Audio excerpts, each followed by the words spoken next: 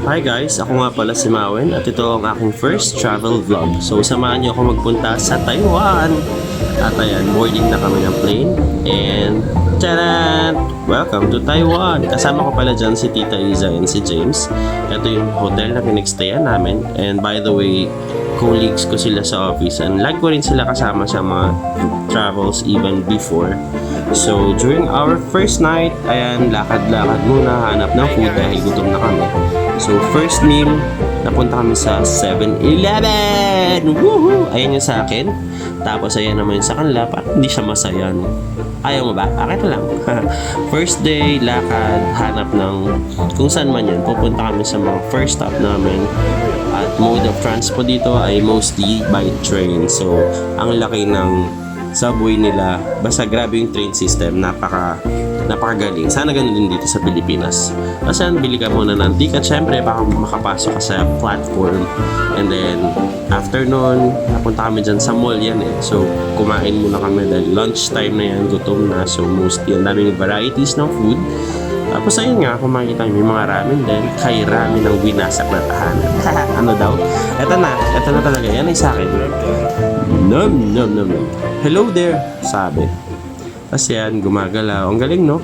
So, nasa Taipei main station na kami papunta sa next stop or next destination. Turo-turo, hanap-hanap, kunyari naliligaw. Eme! Tapos yan, may nagpa-perform. And then, papunta na kami sa Chamshu. Basta yun. Parang ewan sinabi ko. Ano daw? Ayan na yung train. Buksan mo at papasukin namin. Joke. Tapos yan. So, going to the next stop. Ang ganda, napakalinis talaga ng Taiwan. Sana ganyan din sa Pilipinas, no? Comment nga guys. At eto na naman ay papunta kami sa bus stop para sumakay ng bus. Obviously, galit si Tita Isa, lapit daw. Sorry na. Kasi yan. So, ayos-ayos ng book. Wala naman nagbago. Eto na. Yan. Hindi ko na napakita yung pinuntahan namin. Pero next na lang siguro yun. Tawid muna. Ayan. Dami ko sinasabi. Paano naman talaga. Pero ginawa na ako dyan. Kung alam nyo lang. Kala ko kasi Baguio feels lang. Pero naku, very wrong talaga guys. Kung pupunta kayo ng Taiwan at mga ganyang season, January or February, ang lamig, huwag nyo iisipin Baguio feels. Kasi tingnan nyo naman kung ano sa shorts. O kamusta naman ang shorts. Ano, nasa Pilipinas ka boy, maling-mali ka. At eto na, napunta naman kami ngayon sa Ximending. So ito I think is a shopping destination or para sa mga pasalubong at kainan at kung ano pa. So maraming turista.